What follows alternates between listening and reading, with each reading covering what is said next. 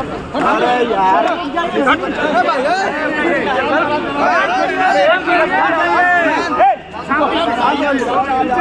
अरे रुको ना, पहले फ्रेम तो फिक्स करे तो क्वेश्चन पूछ देते हो।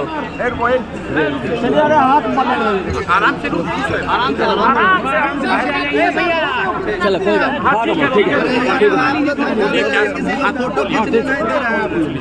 भैया तो ऊपर कर थोड़ा सा ऊपर करने का ऐलान किया कि 25 क्या तैयारी है और क्या नहीं।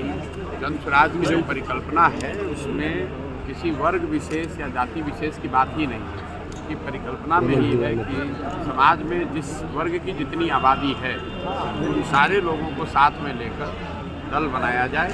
सिर्फ टिकट के लिए नहीं, दल बनाने वाले लोगों में भी सभी जातियों सभी वर्गों की भागीदारी हो, दल के पदाधिकारियों में भी, और जब चुनाव लड़ने की बात हो तो भी सारे वर्गों की जिनकी जितनी संख्या है उनको उतना प्रतिनिधित्व मिले।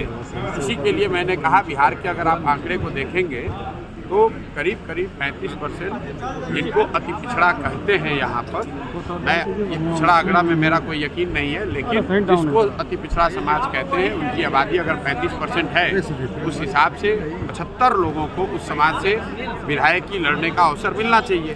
और आज तक पिछले 30-40 वर्षों से जो लोग भी अगड़े पिछड़े की राजनीति कर रहे हैं उनमें से किसी दल ने आज तक इसका आधा प्रतिनिधित्व भी उनको नहीं दिया है। मैंने ये आज जो घोषणा की है, ये आज घोषणा नहीं की है तो गांव-गांव जाकर बता रहे हैं कि अगर आपकी जनसंख्या 35% है तो आपके समाज के 75 लोग अगले विधानसभा में जनस्वराज के प्लेटफॉर्म से चुनाव लड़ेंगे। इसमें कहीं कोई दो मत नहीं है। और सिर्फ टिकट देने की बात नहीं है, उन लोगों को चयन करेंगे, उनको प्रशिक्षित करेंगे और उनको जनस्वराज के संसाधन से लड़ाएंगे।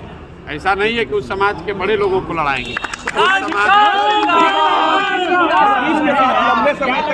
प्रेजेंट पॉलिटिकल सिनेरियो किस तरीके से देखते हैं? बिहार के प्रेजेंट पॉलिटिकल सिनेरियो को किस तरीके से देख रहे हैं? नीतीश कुमार क्या कर सकते हैं, किस चीज़ पर? अभी क्या लग रहा है फिर से वो वापस पलटी मार सकते हैं? भाई नीतीश कुमार अब अपना कैरियर नहीं बचा सकते हैं, पहली बात। दूसरी बात, वो कहाँ रहेंगे उसका कोई महत्व नहीं है, क्योंकि नीतीश कुमार के राजनीतिक कैरियर का अब ये अंतिम दौर चल रहा है। जितना हाथ पांव मारना है मार लें, महागठबंधन में रहें, एनडीए में रहें। नीतीश कुमार की जो अभी हालात है वो जिसके साथ भी जाएंगे, जो दल भी उनको साथ मिलेगा, वो नीतीश कुमार तो डूबेंगे ही डूबेंगे, उसको भी डुबा देंगे। बीजेपी काफी सॉफ्ट हो गई है, अमित शाह का भी एक ये बीजेपी का मामला है। बीजेपी जो चाहे सो करे, बीजेपी को कौन पूछे? अरे भाई, बीजेपी को दम है तो नीतीश कुमार के चेहरा बना के चुनाव लड़ के दिखा दे। बीजेपी वालों को अगर दम है तो घोषणा करें कि अगला मुख्यमंत्री नीतीश कुमार होंगे और चुनाव लड़ के देख ले, तो खटिया खड़ी हो जाएगी। आपने ममता जी के भी साथ काम किया। बंगाल में टीएमसी ने अनाउंस कर दिया है कि 42 पे वो कंटेस्ट करेंगे, तो इंडिया ब्लॉक में आप सीट शेयरिंग किस तरीके से देखें? भाई ये मेरा विषय नहीं है। मैंने सिर्फ ममता बनर्जी के साथ नहीं काम किया है। इंडिया ब्लॉक में जितने मुख्यमंत्री बैठते हैं, चाहे वो केजरीवाल हैं, स्टालिन हैं, उद्धव ठाकरे हैं, दीदी हैं, सबके साथ मैंने काम किया। लेकिन ये काम मैं पहले करता था, अब तो मैं काम करता नहीं हूँ। मेरा उन बातों से कोई लेना देना नहीं है। बिहार के संदर्भ से जो आप पूछिएगा, मैं पिछले 2 साल से बिहार में हूँ, बिहार के गांव में हूँ, घर घर जा रहा हूँ, और मेरा नज़रिया सिर्फ बिहार को लेकर है, बिहार की जनता को लेकर है, बिहार की स्थिति कैसे सुधरे उसको लेकर है। इंडिया क्या करता है, कौन बनता है, कौन हारता है, जीतता है, इससे मेरा कोई लेना देना 500 बच्चों को पढ़ाने की थोड़ा सा ऊपर, थोड़ा सा नहीं। पढ़ाने की बात मैंने ये कही कि मेरा अपना मत है, जो मैंने आपको आंकड़े बताए कि सिर्फ 1.5% लोग ही सरकारी नौकरियों में बिहार में हैं, और इसी 1.5% में आरक्षण का लाभ देकर इन समाज के लोगों को बेवकूफ़ बनाकर इनका वोट लेकर लोग राज कर रहे हैं। आप ये बताइए कि अगर 98.5% आदमी सरकारी नौकरी में है ही नहीं, तो उसको आरक्षण अगर आप लागू भी कर दें 100%, तो भी क्या लाभ होगा? इसलिए मैं ये कह रहा हूँ, आपने ये कहा, मैंने पहले कहा कि समाज के लोगों को ये चिंता होनी चाहिए कि आप अपने बच्चों को पढ़ाइए, और उस दिशा में जनस्वराज अपनी ओर से हर जिले से 8 से 10 मेधावी जो छात्र हैं, जो गरीब परिवार के हैं, वंचित समाज के हैं, उनको जनस्वराज अपने खर्चे से कॉम्पिटिटिव एग्जाम्स की तैयारी के लिए पढ़ाने की व्यवस्था करेगा। पहले से भी हम लोग बिहार में 100, अभी मैंने कुछ दिन पहले 100 बच्चियों को पूरे बिहार में कंपटीशन के जरिए चुनकर उनका खर्चा हम लोग दे रहे हैं पढ़ाई का।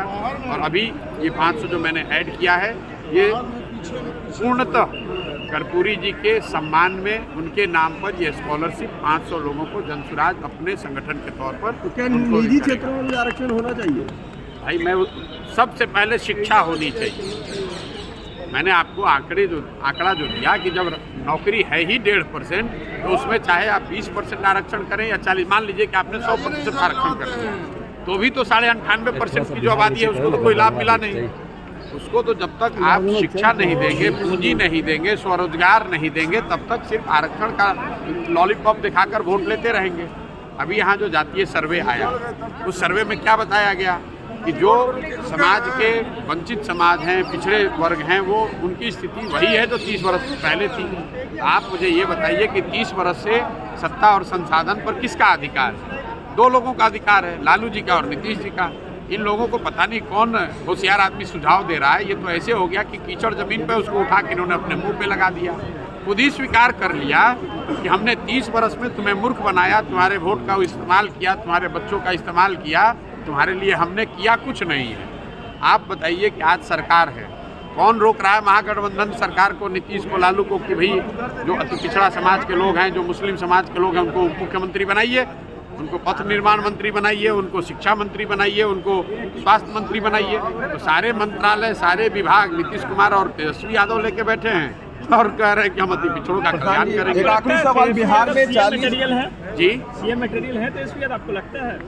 भैया सीएम मटेरियल है कि नहीं तो जनता तय करेगी। हम तो 2-3-6 महीने से ये कह रहे हैं कि महागठबंधन की बिहार में सरकार है और सबसे बड़ा दल उसमें आरजेडी है। नीतीश कुमार भी उन्होंने कहा कि तेजस्वी यादव ही के नेतृत्व में अगला चुनाव लड़ेंगे। तो मेरा सुझाव ये है कि तेजस्वी जी को तुरंत यहाँ मुख्यमंत्री बनाया जाना चाहिए महागठबंधन की ओर से, ताकि वो अपना कौशल, अपनी बुद्धि, अपनी क्षमता को दिखाएं और बिहार का भला हो, बिहार का विकास हो और 3 वर्ष में जनता को भी अवसर मिले ताकि वो देख सके कि तेजस्वी यादव जी कितना अच्छा सरकार चलाते हैं। लोकसभा की 40 सीटें बिहार में हैं, आपका क्या आकलन होगा सर कि 40 में क्या रिजल्ट आप देख रहे हैं बिहार में 40? देखिए मैं इस तरह के आकलनों से बचता हूँ, मैं इस तरह की कोई भविष्यवाणी नहीं करता हूँ, लेकिन जीवन में आपने देखा होगा मैं उनमें से नहीं हूँ जो रोज़ कहता है कौन सीट कितना जीतेगा। मैंने जीवन में एक बात पश्चिम बंगाल को लेकर कहा कि भाजपा को यहाँ 100 सीट नहीं आएगा और वहाँ भाजपा को आया 77, जबकि पूरे देश में लोग कह रहे थे कि भाजपा को 200 सीट आएगा। मैं बिहार के लोकसभा के नज़रिए से एक बात लिख कर आपको दे देता हूँ, कैमरे पर भी बता रहा हूँ। नीतीश कुमार के दल जदयू को महागठबंधन में अगर वो लड़ेंगे उनको 5 सीट भी नहीं आएगा। और ये मेरे बयान 2-3 महीने से आ रहे हैं, उनके दल वाले इतने घबराए हुए हैं, उनको मालूम है अगर प्रशांत किशोर कह रहा है कि 5 सीट नहीं आएगा तो नहीं आएगा। इसीलिए उहापोह में है कि भाजपा की ओर भागे कि दाहिने भागे कि बाएं भागे। नीतीश कुमार के दल का महागठबंधन के साथ इंडिया गठबंधन में अगर वो चुनाव लड़ेंगे उनको 5 सीट भी नहीं आएगा। अगर आएगा तो पूरे बिहार की जनता के सामने खड़े होकर हम अपनी गलती के लिए माफ़ी मांगेंगे। Thank you.